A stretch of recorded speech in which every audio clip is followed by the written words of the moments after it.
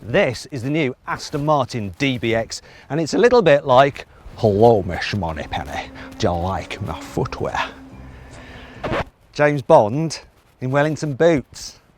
That was an absolutely awful Sean Connery impression. I'll never do it again. And it was a very lazy motoring journalist cliche to intro a video on an Aston Martin trying to dress like James Bond. Anyway, let's crack on with the video because I've got so much to show you and tell you about this car. The DBX is the first ever four-wheel drive car Aston Martin has built in its 107-year history. It's also their first ever off-roader. So the first thing I'm going to do is take it off-road. Before I do that, I'm going to put the car into Terrain Response Plus mode. What that's going to do is raise the suspension 50 millimeters above normal, give me some ground clearance, and it's also going to set the gearbox up, the central differential, the rear differential and the stability control for off-road conditions. Now what I'm going to do is follow the car in front round an off-road course. Now the idea is that I've got to keep up with the car in front. The only problem is that it's being driven by Aston Martin's Director of Engineering. His name is Matt Becker and he's the guy who sets up exactly how Aston Martins feel to drive on road, though now he's also doing it how they drive off-road. So I'm going to follow him around this course, but apparently he doesn't like to hang about, so I'm going to try and keep up with him. Right Matt, you ready? Let's do it. Obviously it's got all-round independent suspension because this is set up primarily as a road car. There's no rigid axles though like you have on like hardcore off-roaders. Uh-oh, oh this looks slippery. Come on, power up here! The four-wheel drive system can send up to 50% of the engine's power to the front to... Oh, that was scary, I didn't know what was coming and I was busy trying to talk to you. Anyway, you can send 50% of the power to the front wheels to help pull you up steep slopes such as that. Oh, this looks sketched. Right, I've got hill descent control. I better put it on. There it is. Now that should mean that I can just take my foot off the brake and the car will just ease itself down this slope at 4 miles an hour. I'm not going to risk doing it myself. I can't even see. Whoa, this is steep. Now he's getting away because I'm just doing 4 miles an hour. Come on, off with that. Bugger it. Come on. Oh, I've got to watch that bit. Approach and departure angles are pretty decent. They're similar to a Porsche Cayenne. Obviously it's not as good as a Land Rover Defender, but you know, this is going to be way better on road.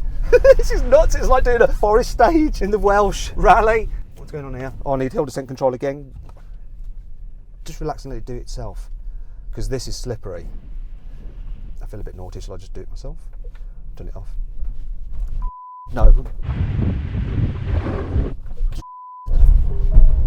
Let hill descent control do its thing. I turned it off to try and catch up and I almost got caught out. No. Come on, grip. Oh, come on, car. This one is on all-season tyres, not off-road tyres. I do want to be a bit careful with it because it's not cheap, this car. I don't want to damage it. It starts from £158,000. That's about £2 less than a Lamborghini Urus. Oh, it looks like we're going downhill again and it's going to be slippy. I need to put my hill descent control on.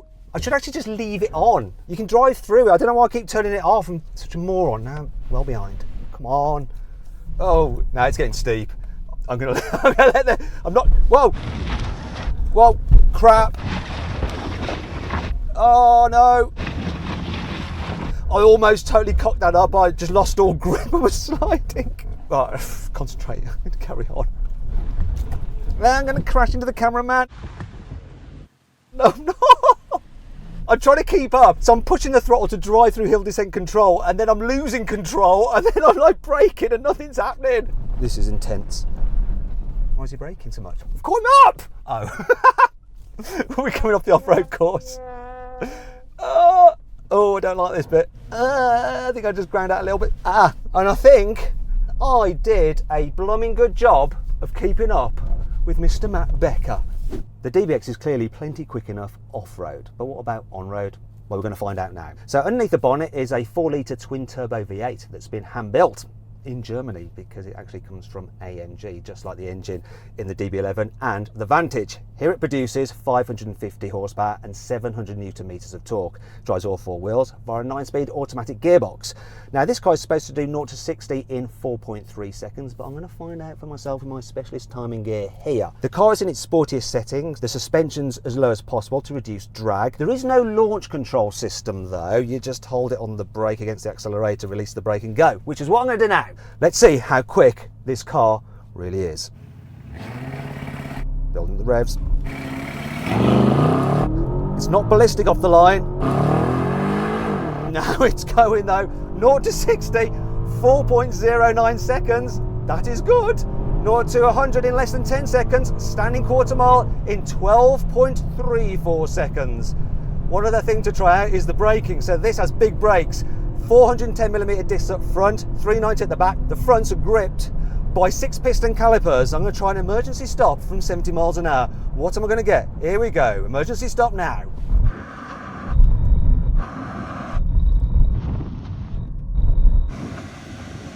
It did it in just 42 meters. I think this thing stops even better than it goes. That is really good. Another way this car is good at stopping you is when you walk past it and you're like, oh my God, that's one sweet looking SUV. I particularly like this. The ducktail spoiler and the light bar across the back, which is just like on the Vantage. The only bit I don't really like is this panel here. Still, at least you've got real exhaust in there. Well, I say real, they are hidden deep within there, look, as proved by the carwow twig of truth. It's just that these are a surround, like an enhancer, sort of like wearing a ribbed condom. Now, this is my favourite angle of the car though, the side profile. No other SUV looks properly sporty. This does. I adore all the creases and the shapes.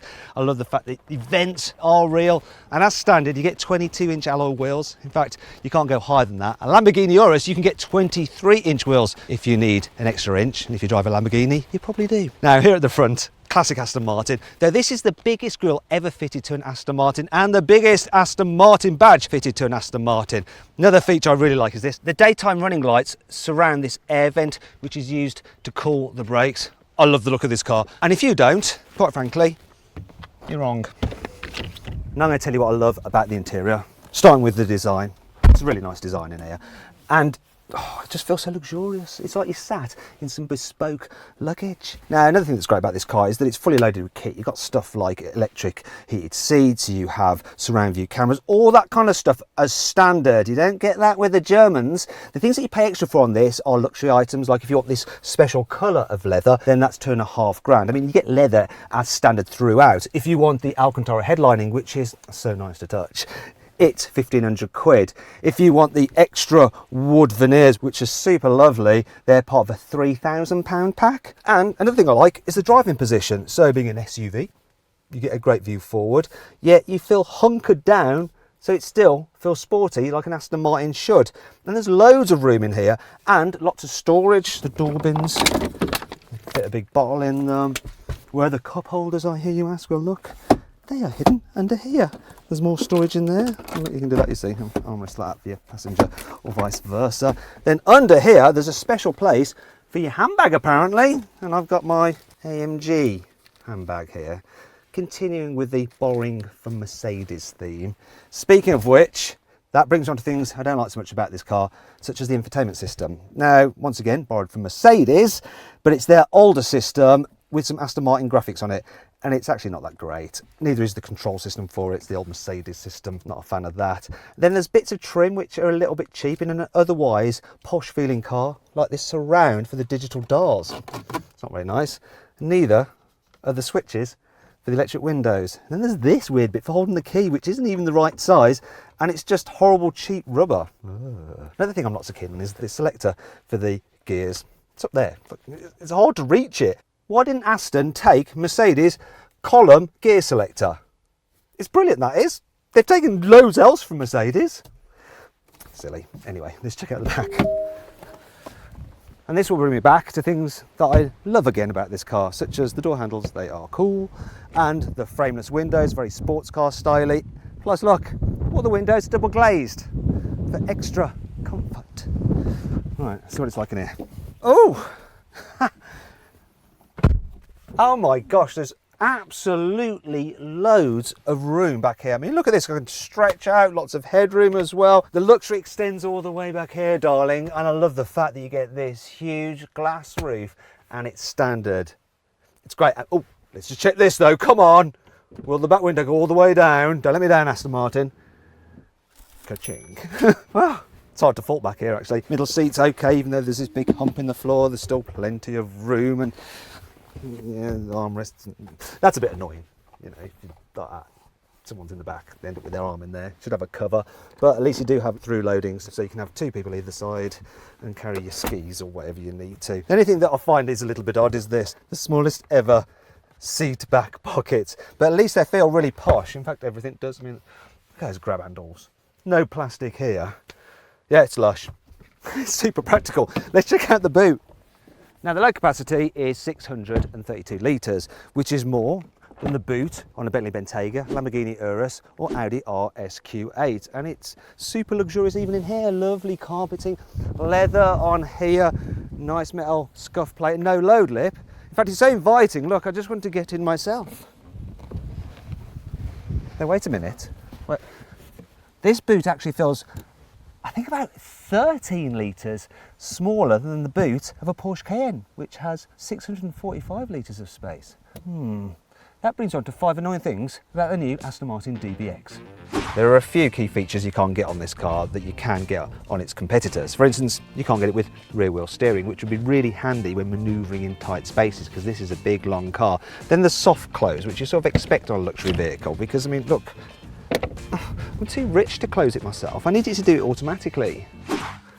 While it's great that you have this double sun visor, it is a bit annoying that the vanity mirror is really rather small. I certainly can't fit in my big, vain face in that little space. The car doesn't have a rear windscreen wiper.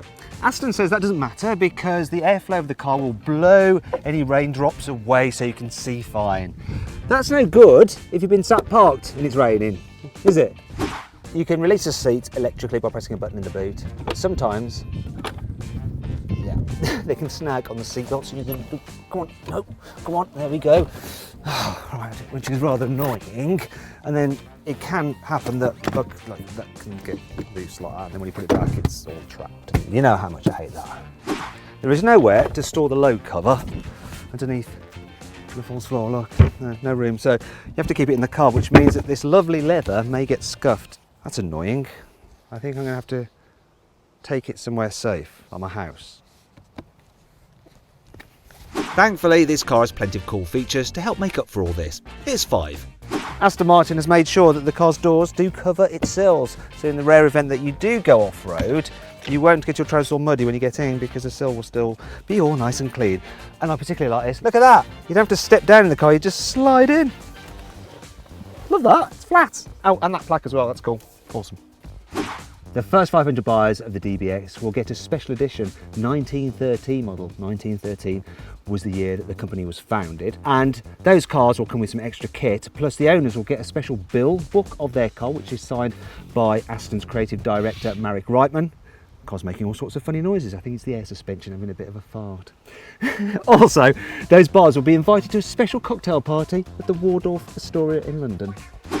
You can get this car with a load of special luxury packages. One of them is bespoke luggage for the boot. Another features a special bag for the rear armrest. And you can even get a dogless pack. Whoa. No, it's a dog package, Matt. Dogs. Oh yeah, dogs, you're right. It's a special dog pack. Oh.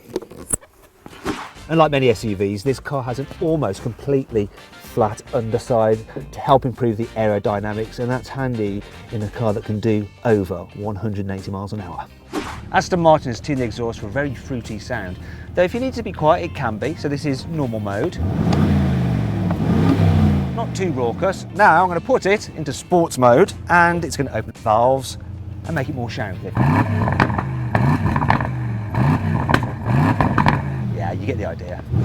Let's see what this Aston Martin DBX is like to drive in town. So I'm going to put the suspension through the test now straight away with a speed hump. Air suspension normally has a real floaty feel. This doesn't so much. It feels quite tied down, quite sporty, yet it still somehow manages to deal with bumps and potholes really well.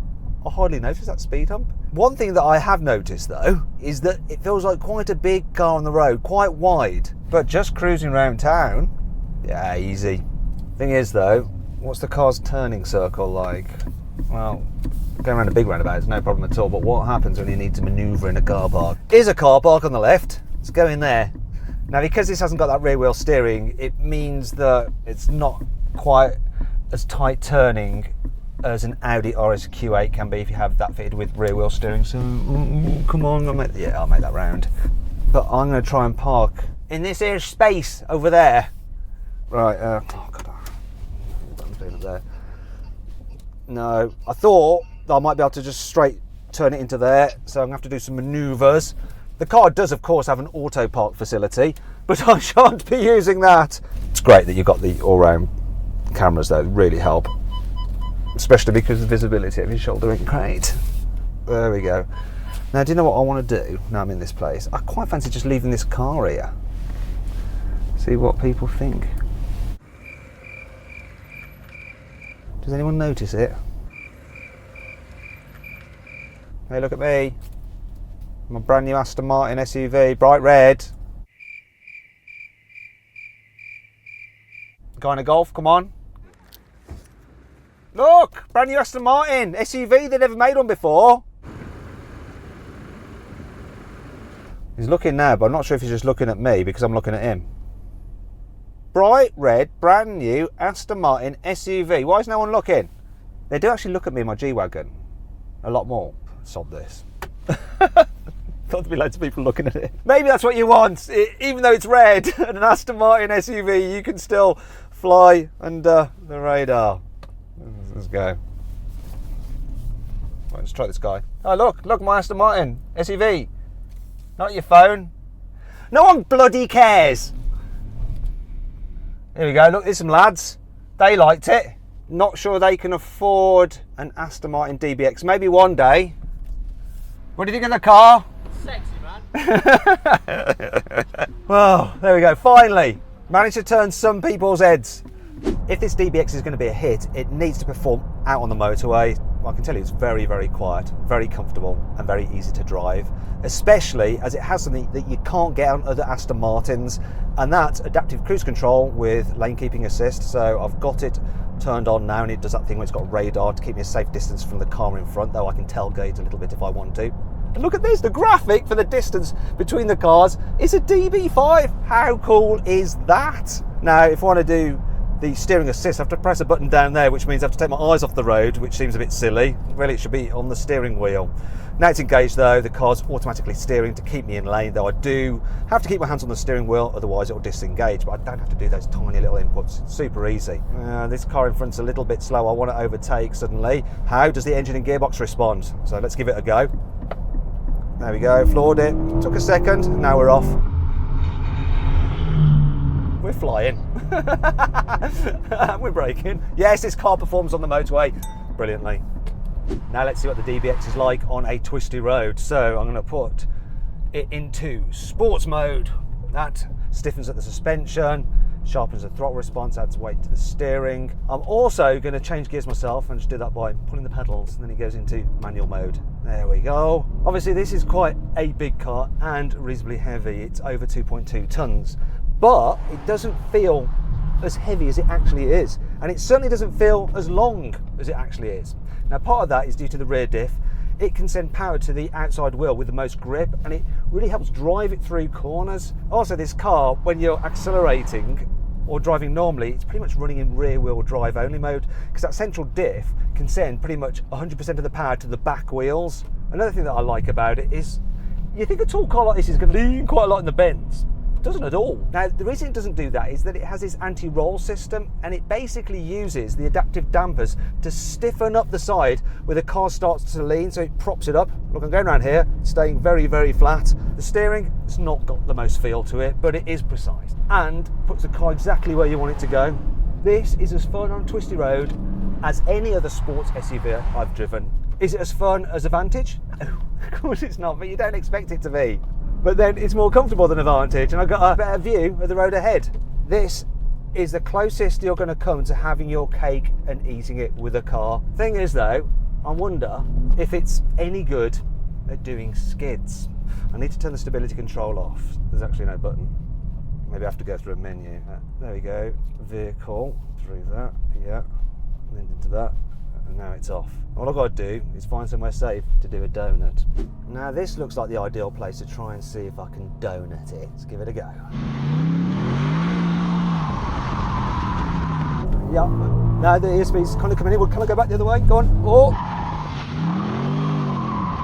No! The airspeed is never fully off. Still there, just kind of interfering a little bit. But I guess part of the reason for that is that it's a tall vehicle. And I need to make sure that you're not going to flip it. Oh, no. It's had enough now. Apparently, you can slide it for a bit, but then after a while, the ESP figures out that you're being an idiot and it starts to intervene.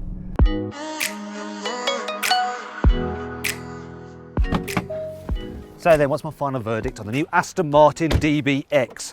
Should you avoid it? Should you consider it? Should you shortlist it? Or should you just go right ahead and buy it? Well, to just keep it simple for you, I've got two SUVs that I would really like to own. One is an AMG G63 and the other is that. So if you've got the money and you want a luxurious, comfy, fun to drive and absolutely gorgeous looking SUV, just go right ahead and buy it.